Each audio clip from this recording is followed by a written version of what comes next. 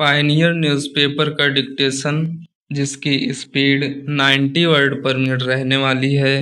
आपका डिक्टेशन शुरू होगा 5 सेकंड बाद।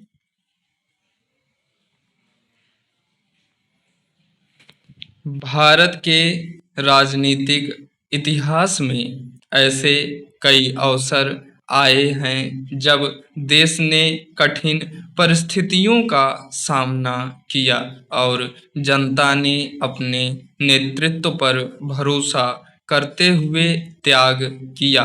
आज जब प्रधानमंत्री नरेंद्र मोदी ने वैश्विक युद्ध संकट, बढ़ती तेल कीमतों और विदेशी मुद्रा पर पड़ रहे दबाव को देखते हुए देशवासियों से पेट्रोल डीजल की बचत करने, सोने की खरीद कम करने और अनावश्यक विदेशी यात्राएं टालने की अपील की, तब कांग्रेस और उसके नेता राहुल गांधी इसे सरकार की विफलता बताने लगे। यह वही कांग्रेस है जो अपने इतिहास के सबसे बड़े उदाहरणों को भी भूल चुकी है।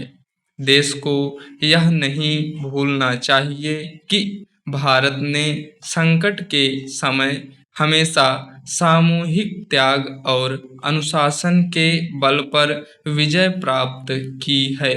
वर्ष 1965 में जब देश खाद्यान्न संकट से जूझ रहा था, तब तत्कालीन प्रधानमंत्री लाल बहादुर शास्त्री ने देशवासियों से सप्ताह में एक दिन उपवास रखने की अपील की थी। उस समय अमेरिका भारत को शर्तों के साथ अनाज देने को तैयार था, लेकिन शास्त्री जी ने इसे देश के स्वाभिमान के खिलाफ माना। उन्होंने पहले अपने परिवार पर प्रयोग किया और फिर पूरे देश से कहा कि एक समय भोजन छोड़कर राष्ट्र को आत्मनिर्भर बनाने में सहयोग करें। उस दौर में जनता ने बिना सवाल किए इस अपील को स्वीकार किया। गांव से लेकर शहरों तक लोगों ने एक वक्त का भोजन त्याग दिया ताकि देश विदेशी दबाव के सामने झुके नहीं। यह घटना केवल इतिहास नहीं बल्कि भारतीय समाज की राष्ट्रभक्ति और अनुशासन का सबसे बड़ा प्रमाण है। उस समय कांग्रेस के नेताओं और विपक्ष ने इसे विफलता नहीं कहा था।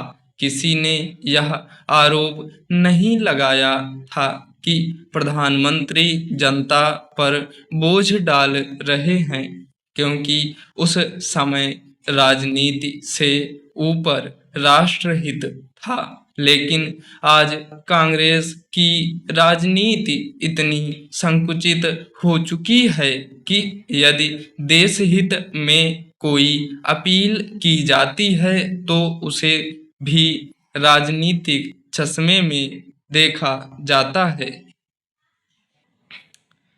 प्रधानमंत्री नरेंद्र मोदी ने देशवासियों से जो अपीलें की हैं, उनका उद्देश्य किसी पर बोझ डालना नहीं बल्कि वैश्विक संकट से देश को सुरक्षित रखना है।